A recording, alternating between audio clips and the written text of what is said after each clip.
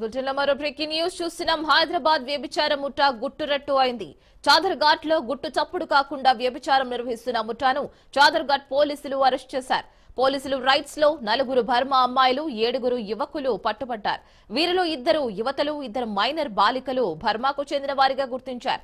అయితే west Bengal Burma border నుంచి యువతులను తరలించి చాదర్ఘాట్ ముసానగర్ కేంద్రంగా ఓ ముఠా ఈ వ్యవహారం నిర్వహిస్తుంది. వీరిపై కేసు నమోదు చేసిన పోలీసులు స్టేషన్ కు తరలించారు.